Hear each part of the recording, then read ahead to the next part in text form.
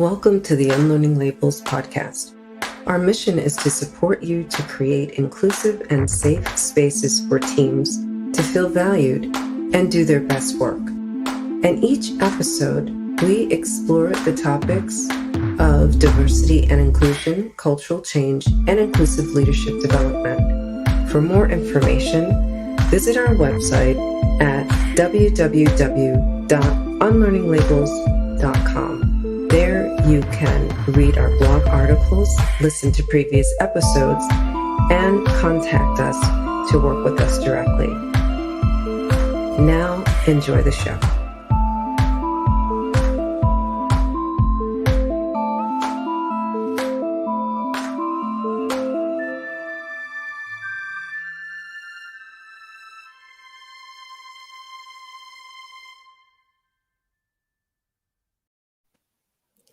Good morning and welcome to another episode of Unlearning Labels. This is our season finale, and so we thought we would bring up something that is the elephant in the room, and so kick us off, Peter. Yeah, thank you, Cordelia. Yeah, we thought we'd cover this topic simply because it happens to us, if we're really honest, in our work that we do. But aside from what we do as coaches, facilitators, change workers, when we've explored this topic with other people that we know in our network, we didn't realize how prevalent it is. You know, to be fair, I didn't really, if I'm honest, understand the term ghosting. I had to ask Cordelia and Nero, what do you mean? But when they unpacked it for me, I was like, okay, yeah, that's happened to me. So I think back about the corporate jobs I had, even back in the day, you know, this was way before COVID, it was happening. But correct me if I'm wrong, it just seems more prevalent in more recent times. And that's what we wanted to do. We're just curious. We wanted to have an open conversation about, you know, why is this happening? And even for me, it might even be a best guess, but I'll let you two maybe take the mantle. Yeah. Okay. I'll just join in.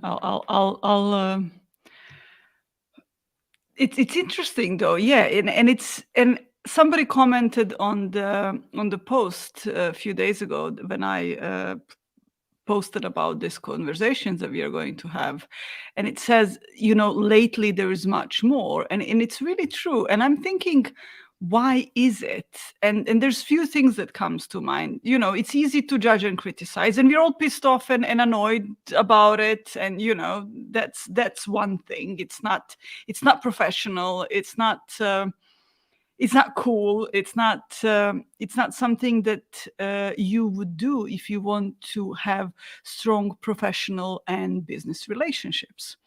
But it's very common, and one of the things I think people do not realize that they're doing it because they're too busy.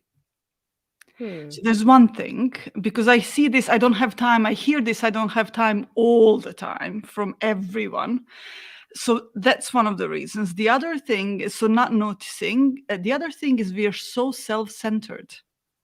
And I think this is the society of social media that we've been living in self-centered society for past, 60, 70, 80 years. But I think it's much more obvious now. And so we're thinking about ourselves more than about the other person. So I don't have time, I can't do this, I don't need this, I don't like, it's all about me. But that's not how you create relationships. Relationships are not about you. So you're talking about individualistic behavior. Before we get into that, can we just reverse a little bit and maybe just explain what do you two see as, you know, if someone was to say, what does ghosting mean? What do you see as that label? You know? Yeah, I like to start with definitions too. So apologies. No. I mean, like, it is the elephant in the room, so why not get into the meat? But yeah, to back up. To ghost someone is like there is constant communication or consistent communication going on, and then it's abruptly it ends. And even if you give the person a pause in time and, you know, thinking to yourself, oh, you know, maybe they just need some space, and then you will like send them an email or, whatever the communication is, because we're talking about organizations in your organization, and you still don't get a response back. And this is, where I think we were specifically talking about, like, after a meeting and an agreement had come to, and people had been delegated tasks, and then you just hear nothing. And so that's what ghosting would be. And it doesn't, like, they just seem to have vanished. Yeah, you have something agreed, and then nothing happens. And we've seen that in behavior between managers and the teams, and we've seen that behavior in business, in the way people do business on the outside, like in between companies or individuals in a company. It's not just inside the organization. But I guess, what you said, Cordelia, sorry, how you do one thing, you probably do everything. And so it comes, if you have that kind of behavior within your company, it will probably show up into how your company is doing business outside. It will reflect on your relationship with your clients. Well, it's a cultural thing, isn't it? And when I say that, I mean the company culture as well. So what we're saying here as well is it can impact on your customers, on your clients, and this is what we're hearing, that people just don't seem to want to follow up and give great service. And again, if you look at the leadership piece, correct me if I'm wrong, leadership is about being of service. It's about following up. It's about taking an interest. And especially if you've got a vested interest, because if you're working there, you must do by default. If your team are doing work, or you're part of a project, or for example, you're a stakeholder in a project, then, you've got a vested interest there. So you should be following up and, making notes and cultivating relationships and the like. What I looked at before, though, I don't know if you two have thought about this. Sorry, just before one, I just remembered the other one is the interviews and job seekers and recruitment. They often don't come back at all. That's also ghosting, isn't it? It is. That's a great example, actually. Sorry, I interrupted you. I don't know what to say other than I look like I've got a background failure going on. I don't know if you've noticed, I'm almost hiding. Just to give you a visual of what it looks like when someone ghosts you at your company, you see how he chose specifically to wear the same gray as the background, and then he beard grow in. So he's like, I don't know where it was. Tell me, remind me. Right. So we were getting into, like, with the culture of ghosting in a company.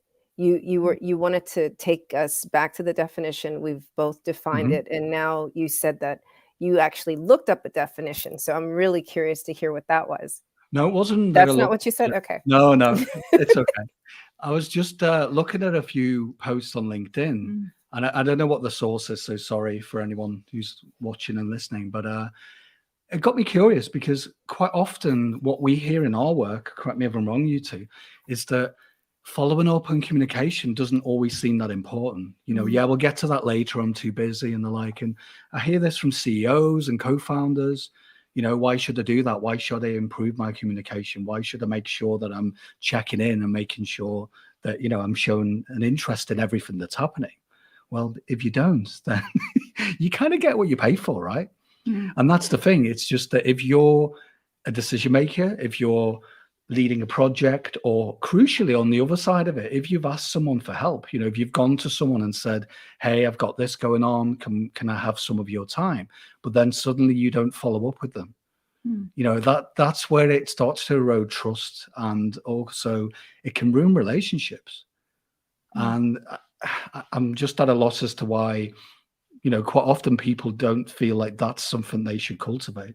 And I've noticed, I mean, you touched on it before, Mira, that social media, the current times we're in, everyone's running at 1,000,000 miles an hour. So quite often what we see in our work, I don't know what you thought about this, Cordelia, is that people ask for help and we give them the gift of the time, and we, try and offer some value. and then you just don't hear back. We don't take it personally because we know what's going on psychologically. But, for me, it's like, okay, what must be happening for that person to then behave or to not take action in that way, Mhm. Yeah, I mean,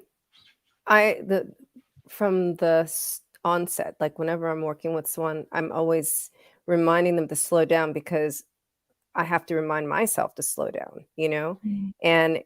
and so this is the model behavior, that we have to present as leaders, right? Mm. So when you find that you don't have enough time to respond to simple, Slack or email or whatever the communication is in your company, Mm, then that is an alert for yourself to take a pause, right? mm, So like for anyone who's watching who just can't seem to, get on top of it, just okay, well, the fact that you're realizing that mm, means to take a pause and say, okay, let me just take some time and space for myself so I can get a little bit of clarity.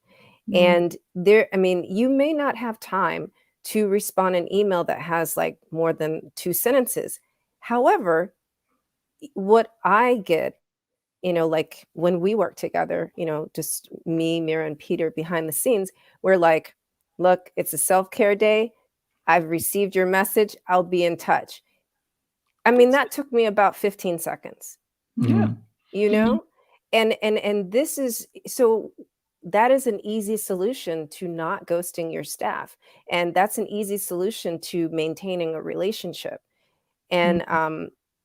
I I don't know, Mira, actually, I want to direct this question to you. I mean, why do you suppose people find even that overwhelming? I don't know. It's just it's a blind spot. It's not something that people think about, and it's like for them it's not important in that moment because they have something else what they think is maybe more important to do, and then they presuppose that it's the same thing for the other person. And I think Mm, it's instead of putting ourselves, and it's one of the great skills in leadership is to put yourself in the shoes of another person and see why is that important. Maybe they're holding on to something because you didn't get back to them. It's yeah, because we are lacking leadership. We are lacking, and leadership in that sense is nothing more than being good human. Being. And the other thing that I thought about was um, the, the fact that we don't think that we are important. That what we think and do is important to other people. Could that be a reason why? Um, if I don't see that I'm important, so therefore whatever I do, it's not so important, and therefore it's not important to other people. it's a lack of awareness, really. And, to push on the leadership piece again, it's constantly working on that. I mean, you touched on it, Mira, that, we all have blind spots. We all do stuff. We all have tics and behavior that, may or may not annoy another person. And it's really just checking in and making sure that, if there's something you've missed or you didn't follow up, then it's okay to put your hand up. I'm just as guilty as missing a communication, or, I should have followed up a bit quicker. But I'm also quite quick to put my hand up and say, look, sorry, I Mm, missed that. And, I'm really sorry that I didn't come back to you in time. And this is why, mm, and quite often what we see, at least in recent times, I don't know why it's escalated so much, in the last year or so, um, is people just don't seem to see that as making sense. So if they don't follow up and they get nervous and then they realize that they didn't reply or say that. So for example, if you've asked for someone's help and you wanted someone's services, if you're into business to business, for example, and then, it doesn't make sense for you to follow up and say, thanks for your time. I really liked you, appreciate you taking me through your products, but actually I'm not going to make a decision on that yet, or we're still trying to get some clarity. That's totally fine. But quite often for people, it makes sense for them not to follow up if they don't want to take your goods and services, for example, or you're working on a project, then you're not going to use the services of that team or that function, and it just doesn't make sense for you to have a meeting and say, thanks for your time, but we've decided to go in a different direction. And going, adding to that is, I think people are getting people are not able to deal with their uncomfortable feelings. They don't want to. It's much easier to avoid, and I think that's the avoidance, because if you need to deliver a message that you think that other people won't like, or people will be upset, or it will be some, if it's your team and then you said you were going to do something and you all agreed and then you can't for whatever reason, you don't go back to them and say, sorry, I promised something that I cannot deliver, or for whatever reason. It means dealing with some criticism. It means dealing with some uncomfortable feelings. And I think people are less and less ready and willing to do that. No, it's fear-based, right? It's sometimes quite difficult to say no. But if you ask for someone's help, or you took someone's time, you have to follow up, and you have to, deliver an outcome, and it's okay to say no, just because you've asked for someone's time, or you've asked for the help, or you are considering buying their goods and services. It's okay to say, look, I've changed my mind, I'm not interested. But yeah, you're right, Mira. It is difficult, because that emotionally you have to deal with it, right? You have to show up and be vulnerable and feel uncomfortable, and sometimes it is a bit fearful.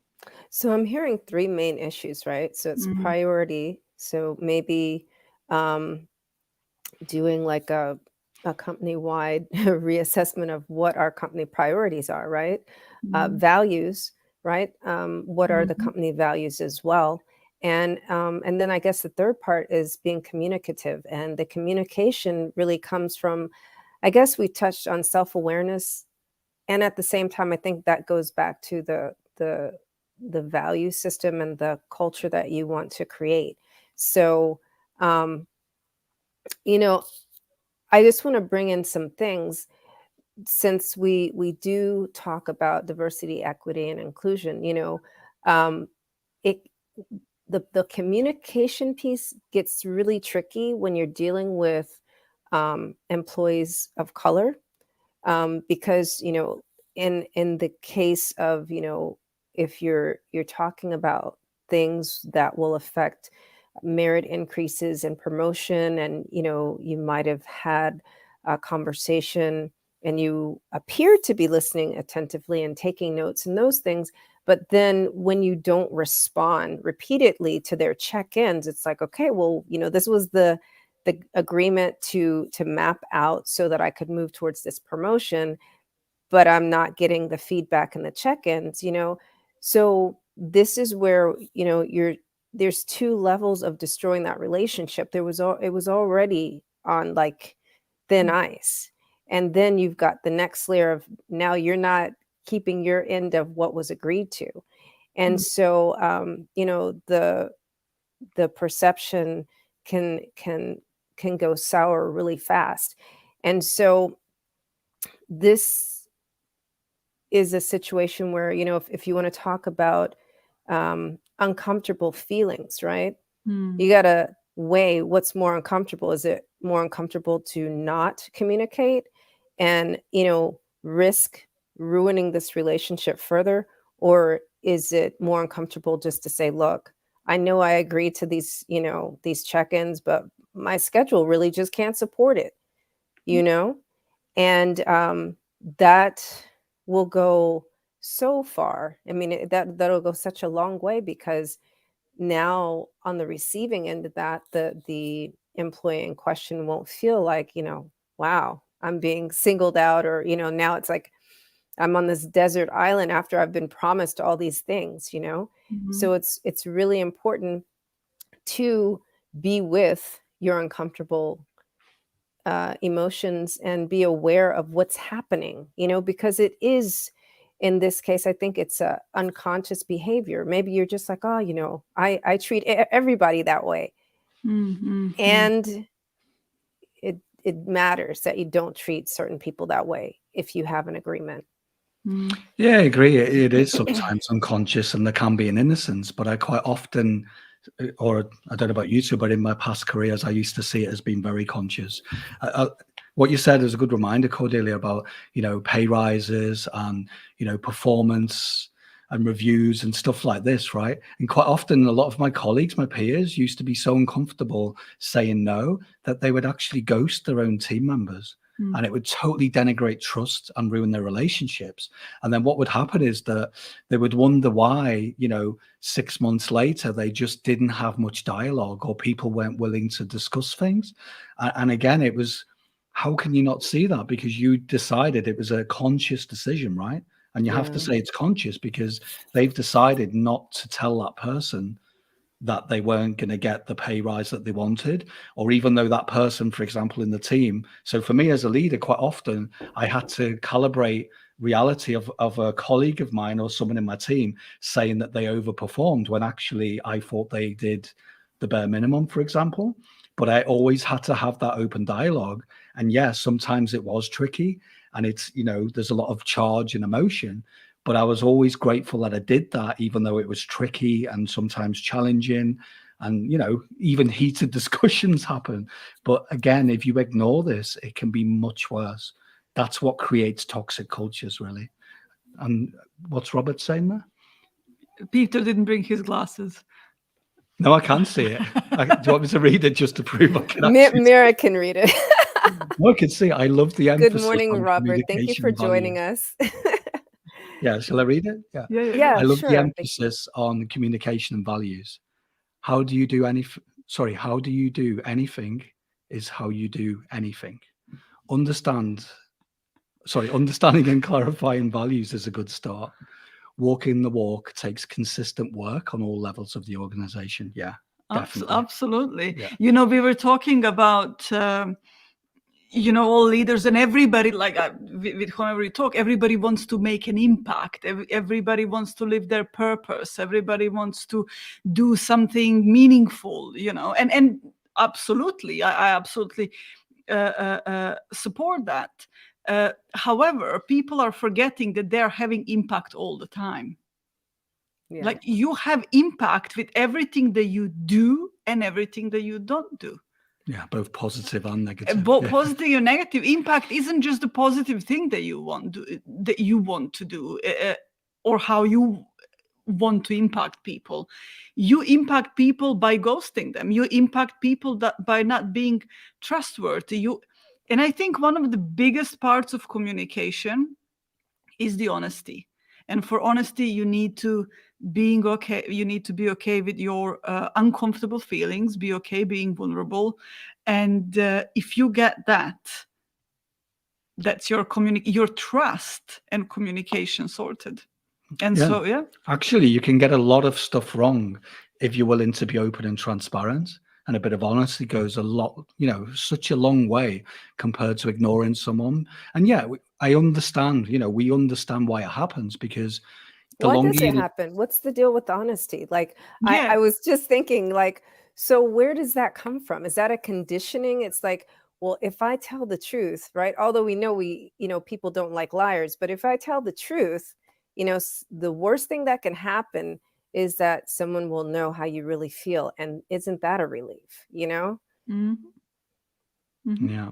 It's much better to be honest than to ignore someone, right? Or to ignore an actual situation, or leave something to fester. Because let's be honest, what happens is that the other person who's been ignored can build it up to be something that it's not. And that's the danger. Yeah. And that's why I was always willing to follow up. But let's be honest, it's not always easy. I know for people listening and watching, when you're a leader, you are in a rock and a hard place. If you've got to give bad news because the company's fallen on, challenging times, especially since COVID's happened, I totally understand why you would be, take a deep breath, you go in the meeting, you're like, oh, I've got to say something else that's not that positive. But when there's silence, it's a call to action to the people in the team, in the organization, to second guess you and to make stuff up. And then again, when people are up in the head, that's when it gets really toxic. And also, let's be honest, it gets really confusing. If you want to cut through the noise of confusion and meet in the middle, then dialogue and transparency and truth is the only way forward, really. Yeah. And I think also dishonesty kind of engenders a culture of making every single pause mean something bad, like you said, Peter, people are already making up stories, right? Yeah. And let's face it, like there's a very small percentage of the population that's truly self-aware enough to know that they don't have to make everything mean something, right? Most people are just like, oh, well, 1 + 2 = 3, or, and it doesn't. 1 + 2, 1 + 2 does equal 3. I meant to say 1 + 1, right? But look how easy it is to be confused, right? Yeah. Right. So I demonstrated confusion. You know what I think as well? I mean, if I'm really honest, even in the work that we do, if someone doesn't follow up with us, if they've asked for help, for example, and suddenly we just get ignored, I start to build a mental map of what happened. And that may or may not be true. So for people listening and watching, that's the crux of the problem, right? Because if you don't get into dialogue and go back to them, whether it's an email, whether it's a follow-up meeting, etc., it just leaves people guessing. It leaves people waiting. And also, it really, I mean, we talked about this before, it completely denigrates trust. And, we're all in the game of cultivating relationships and leadership roles, right? Not the opposite. And the only way you can cultivate a relationship is to keep things moving, and it's a two-way street.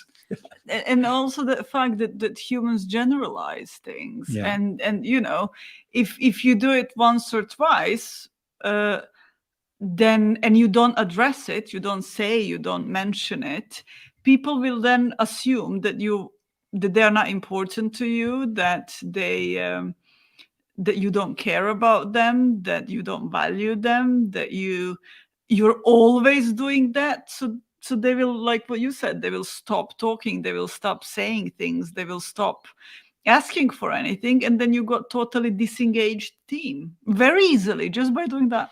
Yeah, You don't need to do anything else. It's so, I mean, just think about it. It's like that's why, we chose to start out the description with, how you do anything is how you do everything, because the way you are in your personal life, you're going to be that way, at work, be that way with your staff, the way you think as an individual, the other individuals, it's possible they think the same way. And, so it's so simple. Trust yourself enough that whatever you say, it's going to be, you're not responsible for how it's received. The point but the fact that you're offering the opportunity to be honest with someone else, and you're extending that olive branch so that there's always, look, I'm here for you, right? Now, if they don't want to hold the other end of the branch, that's on them. Yeah. But at least you have to open the door with being communicative and, and just really embody and be a model for that value. Yeah. Yeah, and let's be honest, no one likes to be ignored or marginalized or not listened to or felt like they just, just pushed aside. It just feels wrong, right? And again, we're not getting our stick out and saying this is, you shouldn't do it again, or if you've done it, fine, it's a learning. But I mean, I don't know about you two, but I'm not really that bothered about why it happens, but more about how can we actually, mitigate from happening in the future. And it's just all the stuff we covered. If you want to have impact, it's just asking yourself that question: what kind of impact would I like to have in the role that I'm in the with my team, in the work that I'm doing? And if you're in the position of leadership or you're a decision maker, then surely the impact you want to have is to be of service and to really allow transparency, allow openness, allow trust and respect. And you touched on it before, Cordelia. I mean, in our work, right, what we often do with teams is we talk to them about, what are your values? What is your vision and mission? And again, not the kind of cold, cheesy corporate statements that no one really owns, but when it's at a team level, let's be honest, it's more granular. It makes more sense to you because you've got a vested interest if you're a team of 20 or 50 or whatever it is. Because if you're discussing that, what do you all believe in? And the team says, well, we believe, we want to follow up. We want to make sure there's respect and transparency and openness. And if someone reaches out, then, let's make sure that we do what we need to do. And that will put you in so much good stead, than anything else outside of that. And it's quite simple. And also it doesn't really cost much money, right? Just to have that open discussion and just be a facilitator and be someone who's an advocate for self-leadership. If you don't have to be the boss, let's be honest. You can, if you're in the team and you just say, what do we stand for? And you see the wheels come off, which is fine. There's always going to be learning or some failures. And you just have that open discussion. Okay, well, we didn't follow up with that. And then this person who's running this project isn't going to be happy if we don't, make sure we put out an olive branch. So let's repair the damage and cultivate that relationship. And it's so easy, but what we've noticed is so many people, when they feel uncomfortable, when they think that they've done something wrong, that's when they just shut down and they just run away from the responsibility of actually saying, hey, I'll put my hand up. I'm sorry. Let's start again. I actually didn't follow up. Let me explain why I didn't. I got lost. I was running 1,000,000 miles an hour. Yeah, be honest. I didn't sleep well. I got pressured from the people above me. But hey, I'm here. I'm back. And I want to make sure I repair that damage. It's so useful to do that. And I know it sounds simple, but that's all it is. If you want to repair relationships, if you may be listening or watching this and you haven't followed up, then just think about, okay, what would be the next foot forward? What can I do? What would be the first step when I go back into work? Just to say to that person, I'm here, I hear you, I see you, I value you, right? And there's this thing that just crossed my mind, and I've heard it so many times, and it always is insightful. It gets me to think about things in a different way. And it doesn't matter how far you went in the wrong direction, you can always return back. That's so true. Oh my goodness. You know what? That reminds me where was I? I was in Earl's Court and I was trying to look for my hotel. So I was almost to, what's the next neighborhood over from Earl's Court? Anyway, I was almost 10 blocks the wrong way. And then I was just like, you know what? This was a really nice walk. And then I turned around and I just went, the proper direction and, made the left that I missed. And I found my hotel. But along the way, I met new people. Obviously, I don't live in London, but, and I just had some really nice exchanges. So, that's the same way it can be even at work, right? You may have gone so far off track that you're just like, you have a choice, right? It can be like, woe is me, I'm way out here. Or it can be like, gosh, this is kind of cool. I'm someplace on a different planet, and then you can just turn around and be like, oh, look at all these other people here that I can talk to now and just connect and have one interaction at a time and affect one heart at a time. And it doesn't have to be a thing. It doesn't have to be, please forgive me, I'm so sorry. It can just be start exactly in this moment. You can't, you only have this moment. It's happening right now. So you just, good morning. How are you doing today? And then just you walk back to where you're supposed to be and affecting hearts along the way. It's so simple. And you know what? I'm glad we were kind of ending on this because it is that simple, because everything that you did that was wrong, or if it was a massive failure, or you didn't follow up in time, or whatever it was, all of that gets pushed aside, but in a more positive thing. And then the impact that you wanted that's the thing that gets back on track. And then if you're in dialogue and you're in connection with that other human being, then the other stuff just isn't important anymore. And like we said before, it's when there's no dialogue, when there's no connection with that other person, that team or that function or that department or that customer or that client, it is really that simple. But to do it, it requires courage, and putting a step forward. So if you have made a mistake, it's fine. I did it quite often in my career, but I was just willing to own that. And I can tell you that some of the relationships that I have to this day, even when I put my foot in it or maybe rub someone up the wrong way, or I didn't feel it was important enough to follow up with or give them a gift of my time, when I repaired those relationships, there's no looking back. And that's the thing. As soon as you get into dialogue, you'll be amazed at why you didn't do it in the first place. That's the beauty of it.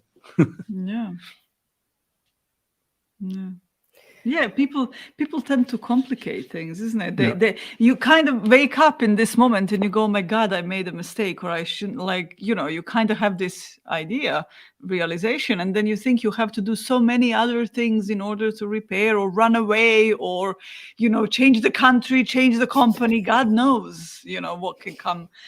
But then it's much, much, much, much more simpler than that. So when are you going to start?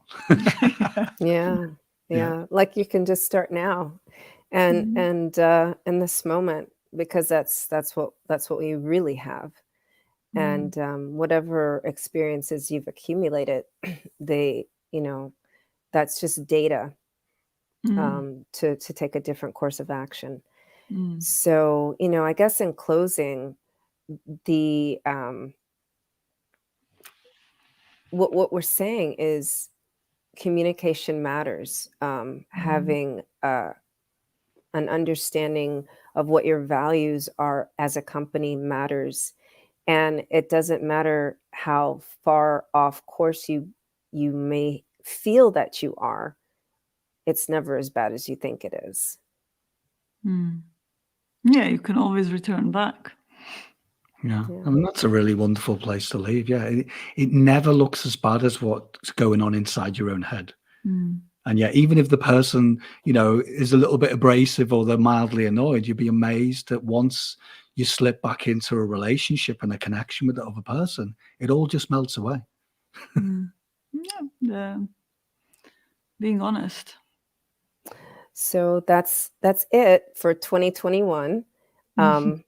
We will be making some announcements at the start of the year about what we're doing going forward. And we have some exciting projects that we're working on. So stay connected on our LinkedIn page, which is Unlearning Labels, for our upcoming announcements for the podcast and other projects.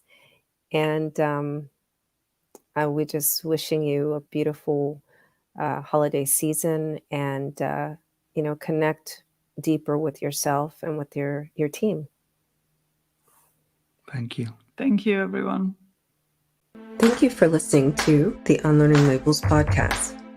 If you would like help addressing any of the topics we explored during the show, such as diversity and inclusion, cultural change, or inclusive leadership development, contact us at www.unlearninglabels.com. Thank you, and sharing is